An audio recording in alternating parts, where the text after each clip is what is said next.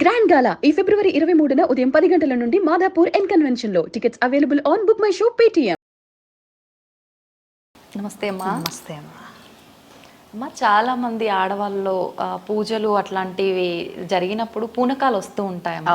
దేవుడు వాళ్ళ పైకి వచ్చేసాడని చెప్పి హడావిడి చేసేస్తుంటారు. అది నిజంగా అమ్మవారు పైకి వచ్చి పూనకం నిజంగా వస్తుందమ్మా? అమ్మవారంటే శక్తి, ఇక్కడ శక్తిని సూచిస్తుంది. శక్తి ప్రకృతి అమ్మవారు అయితే పరమాత్మ శివుడు అన్నమాట. అంటే ఇక్కడ మూలాధారం నుంచి సహస్రారం దాకా అమ్మవారి శక్తి అనేది పరుగులు పెడుతూ ఉంటుంది ఉద్రేకంతో. ఓకే. అంటే మనిషిలోని మూలాధార చక్రంలో ఉన్న కుండలిని అసాధారణ శక్తితో పైకి లేసినప్పుడు మనిషి వైబ్రేట్ అవ్వడం అనేది జరుగుతుంది.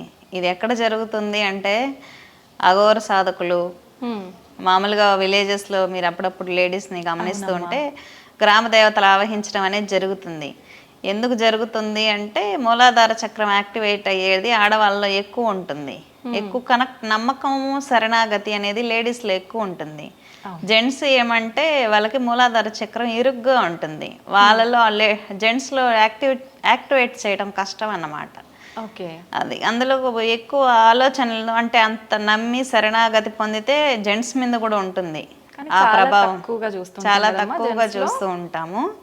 లేడీస్ అనేది ఎమోషనల్ గా కనెక్ట్ అయిపోతారు, ఈజీగా కనెక్ట్ అయిపోతారు అనమాట శరణాగతి ద్వారా, భక్తి ద్వారా. అది వాక్కులు వస్తాయంటే కుండలిని శక్తి అనేది విశుద్ధి చక్రం వరకు వెళ్తే వాక్ అనేది వస్తుంది. చాలా మంది, కొంతమంది జరిగిపోయింది కరెక్ట్గా చెప్తారు, కొంతమంది ఫ్యూచర్ కరెక్ట్గా చెప్తారు, కొంతమంది క్యూర్ చేయగలుగుతారు, కొంతమందికి వైబ్రేషన్ వచ్చి ఆగుతుంది, మాట్లాడలేకపోతారు. ఇలా రకరకాల స్టేజెస్ ఉంటాయి ఈ పూనకాలలో. చెప్పే వాళ్ళు క్యూర్ చేయలేరు కొంతమంది చెప్తే ఏం చెప్పినా జరుగుతుంది. అది వాక్ శుద్ధి స్టేజెస్ అన్నమాట. చాలా మంది ప్రజలకు వీటి మీద అనుమానాలు ఏంటంటే, దేవత వస్తే అన్నీ చేసేయాలి కదా, అన్నీ చెప్పేయాలి కదా, ఈమె మాట్లాడలేకపోతుంది అంటే, అమ్మవారు అనేది ప్రతి ఒక్కరి ఒంట్లో ఉండే కుండలిని శక్తి అమ్మవారు. అమ్మవారు యాక్టివేట్ అయినప్పుడు ఆమె యాక్టివ్ అయ్యే దశను బట్టి అతను వాక్కు ఉండొచ్చు, అతని తపోశక్తిని బట్టి వాక్కు ఉండొచ్చు. అంతేగాని ఆమె పరదేవత అయితే కాదు. మన మనిషిలో ఉన్న ఆత్మ అనేది, ఆత్మలో ఉన్న శక్తి అనేది కనెక్ట్ అయినప్పుడు వచ్చే ఒక రకమైన వైబ్రేషన్ అది జపం చేసే వాళ్ళకు ఉంటుంది, వేదం చదివే వాళ్ళకి ఉంటుంది, పూజలు నిర్వహించే టెంపుల్స్లో వాళ్ళకి అలాంటి వైబ్రేషన్స్ అనేది ఉంటూనే ఉంటాయి. అయితే ఎక్కువగా నిత్యం పూజల్లో ఎక్కువ ఇన్వాల్వ్ అయ్యే వాళ్ళకి వచ్చే అవకాశం ఎక్కువగా ఉంటుందమ్మా? ధ్యానం చేసే వాళ్ళకి కూడా ఉంటుంది. నిరాకార సాధనలు చేసే వాళ్ళకి, ధ్యానం చేసే వాళ్ళకి ఏమంటే బాడీలో ఉన్న ఎనర్జీస్ యాక్టివేట్ అయినప్పుడు వైబ్రేట్ అవుతుంది. చాలామంది ధ్యానం చేసే వ్యక్తులు కూడా వేరే వేరే పద్ధతుల్లో కూడా వైబ్రేషన్స్కి గురవుతారు. ఎందుకంటే కాస్మిక్ పవర్ అనేది హ్యూమన్ బాడీ మీద ఆత్మలకు కనెక్ట్ అయినప్పుడు ఆ బాడీ అనేది వైబ్రేట్ అవ్వడం సహజం. ఏమంటే మన ఒంట్లో ఉన్న నెగిటివ్కి పైనుంచి దూకే పాజిటివ్కి మధ్య జరిగే యుద్ధం వల్ల అలాగ వైబ్రేట్ అవుతుంది. ఓకే. అది ఎక్స్పీరియన్స్ అవ్వాలి. ఎక్స్పీరియన్స్ అయితే ఎవరికి వాళ్ళు అర్థమవుతుంది. అదే చాలా మంది అంటే ఇట్లా పూనకం వచ్చింది అనగానే ఆ పూనకాలు రావటం ఏంటి, ఇదంతా మూఢనమ్మకం, ఎందుకు వస్తాయి పూనకాలు అని అంటుంటారమ్మా. నిజంగా యాక్షన్ చేసే వాళ్ళు ఎక్కువ ఉంటారు, వాళ్ళ వల్ల వీళ్ళకి అలా అనిపిస్తుంది అంతే. కొంతమంది యాక్షన్ చేసే వాళ్ళు కూడా ఉంటారు కదా. అవునమ్మా. వాళ్ళ వల్ల వీళ్ళకి బ్యాడ్ నేమ్ వస్తుంది.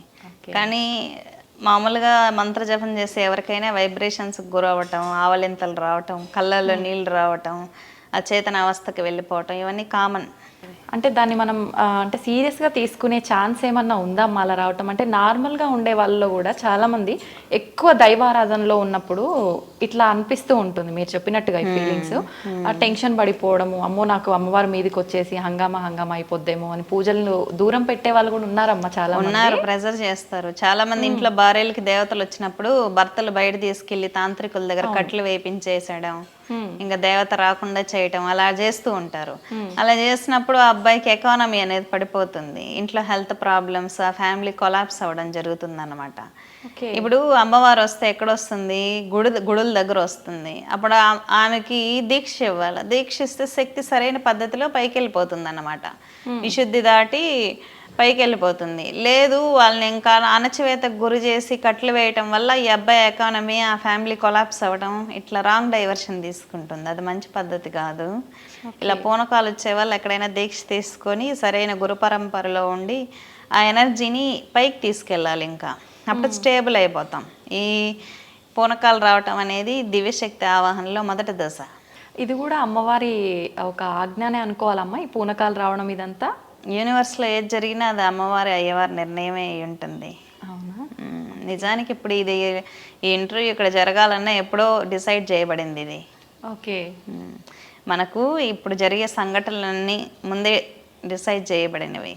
ఇప్పుడు యోగులు కూర్చో ఉంటారు, మన ఋషులు యోగులు మన ఫ్యూచర్ని చెప్పగలుగుతారు, పాస్ట్ని చెప్పగలుగుతారు, ప్రజెంట్ని చెప్పగలుగుతారు. ఫ్యూచర్ని ఎలా చెప్పగలుగుతున్నారు అంటే ఎప్పుడో డిసైడ్ చేయబడి ఉంటేనే కదా చెప్తారు. అవును. ఏది ఎప్పుడు జరగాలనేది ముందే డిసైడ్ చేయబడింది. మనం జస్ట్ పాత్రదారులం మాత్రమే. ఫ్యూచర్ ఇప్పుడు వీర బ్రహ్మేంద్ర స్వామి ఫ్యూచర్ని ఎలా చెప్పగలిగారు అంటే అమ్మవారు ఎప్పుడో ఒక సాఫ్ట్వేర్ని అనేది క్రియేట్ చేసేసింది, ఏది ఎప్పుడు ఎలా జరగాలో. ఆ సాఫ్ట్వేర్ నేను చూశాడు, డేటా ఇచ్చేసారు ఇక్కడ. అలాగా ముందేం జరగాలో ముందే డిసైడ్ చేయబడింది, మనం జస్ట్ యాక్ట్ చేస్తున్నాం అంతే. అమ్మ మీరు చెప్పింది నిజమే, కానీ అంతా ముందే ఏం జరగాలి అనేది ఫిక్స్ అయిపోయి ఉన్నప్పుడు ఈ పూజలు, ఈ హడావిడి ఇవన్నీ ఎందుకమ్మా మరి? తప్పించుకోవటం కోసం. కొన్ని కర్మలకి ఇప్పుడు వర్షంలో వెళ్తున్నప్పుడు ఒక గొడుగు పెట్టుకుంటే ఎలా ఉంటుంది, సమస్య నుంచి సాంత్వన ఉంటుంది కదా. ఈ రెమెడీస్ ఇవన్నీ ఏంటంటే వర్షంలో వెళ్తున్నప్పుడు గొడుగు లాంటిది, ఆ యొక్క తీవ్రత తగ్గించడం కోసం అంతే. నిజంగా చాలా మంది మూర్ఖులనే చెప్పాలమ్మా. ఈ క్వశ్చన్, ఈ సందేహం చాలా మందిలో ఉంటుంది. అన్నీ ముందే జరిగినవి అన్నీ ఉన్నప్పుడు ఎందుకు ఇవన్నీ, భగవంతుణ్ణి ఎందుకు పూజించాలి, ఎందుకు ఈ దైవారాధన చెయ్యాలి, చాలా మందిలో ఉందమ్మా ఈ సందేహం నిజంగా. ఇప్పుడు రమణ మహర్షి ఉన్నారు, ఆయన చివరి దశలో కొన్ని బాధలు, హెల్త్ ప్రాబ్లమ్స్ అనేది పడ్డారు. అది ఆయన కర్మ కాదన్నమాట, ఆయన శిష్యుల యొక్క కర్మను ఆయన స్వీకారం చేసి అనుభవించారు. ఆయన అనుభవించి పడిపోయినప్పుడు కొంతమంది అనుకున్నారు, అబ్బా ఈయన ఇంత గొప్ప వ్యక్తి కదా, ఎందుకు ఇన్ని కర్మలు అనుభవించాల్సి వచ్చింది అని. అంటే కొంతమంది సిద్ధ గురువులకి ఎదుటి వ్యక్తుల యొక్క కర్మని తీసుకునే సిద్ధి అనేది ఉంటుందన్నమాట. వాళ్ళు వచ్చి సేవ చేస్తారు, సేవ చేసినప్పుడు కర్మ అనేది ఇక్కడ ఆయన గురువు రిసీవ్ చేసుకొని అనుభవింపజేశాడు అనమాట. చాలామందికి డివైన్లో వచ్చే డౌట్స్ ఏంటంటే, సిద్ధ గురువులు ఇంత గొప్ప వాళ్ళు అయితే వాళ్ళు ఎందుకు అన్ని కష్టాలు పడ్డారు అని ఒక క్వశ్చన్ మార్క్ వేస్తారు. కానీ వాళ్ళు నిజానికి ఎదుటి వ్యక్తి యొక్క కర్మలు రిసీవ్ చేసుకొని అనుభవిస్తూ ఇంక ఈ జన్మలోనే మొత్తం క్లియర్ చేసుకోవాలని అనుభవించి శరీరాన్ని వదిలేయడం అనేది జరుగుతుంది. ఎందుకంటే శ్రీకృష్ణ పరమాత్మ ఒక బాణం దెబ్బకి గతించాల్సిన అవసరం లేదు కదా. వాలి అలాగా వేటగాడి రూపంలో ఆయన హరించడం జరిగింది. అంటే కర్త కర్మ క్రియ అయినటువంటి ఆ శ్రీమన్నారాయణుడే భూమి మీద అవతారం తీసుకున్నప్పుడు జనన మరణాలకు అతీతంగా ఆయన ఉండొచ్చు కదా. ఆయన పెట్టిన రూల్స్ ఆయన అనుభవించాడు, మన మనుషులు ఎంత. అది చాలా మంచి విషయం అమ్మా. నిజంగా చాలా మందికి చాలా చక్కగా అర్థమైందని అనుకుంటానమ్మా. మీ రూపంలో వాళ్ళకి ఒక సమాధానం కూడా దొరికింది. ధన్యవాదాలమ్మా.